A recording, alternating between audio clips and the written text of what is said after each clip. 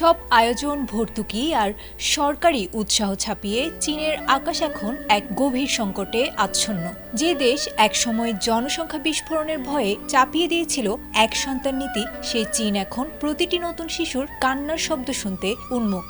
কিন্তু আধুনিক জীবনের বাস্তবতায় সেই প্রত্যাশা এখন যেন মরীচিকা। টানা চতুর্থ বছরের মতো কমেছে চীনের জনসংখ্যা, আর 2025 সালে জন্মহার নেমেছে ইতিহাসের সর্বকালের সর্বনিম্ন পর্যায়ে। এককালের জনবহুল এই পরাশক্তি এখন কি তবে বৃদ্ধদের দেশে পরিণত হওয়ার পথে?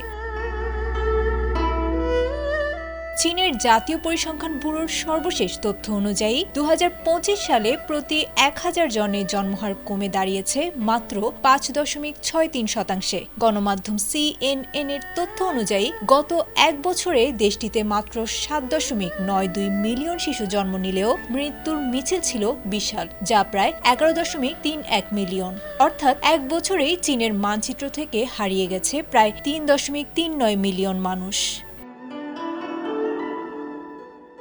ধারণা করা হচ্ছে এই অনাকাঙ্ক্ষিত ধসের পেছনে রয়েছে এক জটিল সামাজিক সমীকরণ। তরুণ প্রজন্মের মধ্যে সন্তান ধারণে তীব্র অনীহা, আকাশচুম্বী জীবনযাত্রার ব্যয় এবং কর্মসংস্থানের অনিশ্চয়তা ব্যর্থ করে দিয়েছে বেইজিংয়ের সকল পরিকল্পনাকে।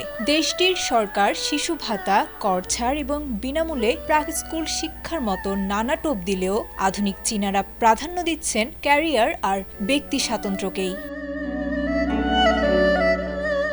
জনসংখ্যার এই সংকোচন সরাসরি আঘাত হেনেছে চীনের শ্রমশক্তিতে। একদিকে যেমন কমেছে কর্মক্ষম মানুষ, অন্যদিকে তেমন বাড়ছে বয়স্কদের সংখ্যা, যা দীর্ঘমেয়াদে দেশটির উৎপাদনশীলতা ও পেনশন ব্যবস্থার উপর প্রচণ্ড চাপ সৃষ্টি করেছে। কাতার ভিত্তিক সংবাদ মাধ্যম আল জাজিরার তথ্য মতে 2025 সালে চীন 5% অর্থনৈতিক প্রবৃদ্ধির লক্ষ্যমাত্রা অর্জন করেছে, কিন্তু বিশেষজ্ঞরা সতর্ক করেছেন অভ্যন্তরীণ চাহিদা ও ভোগ ব্যয় না বাড়লে এই প্রবৃদ্ধি ধরে রাখা অসম্ভব হয়ে পড়বে।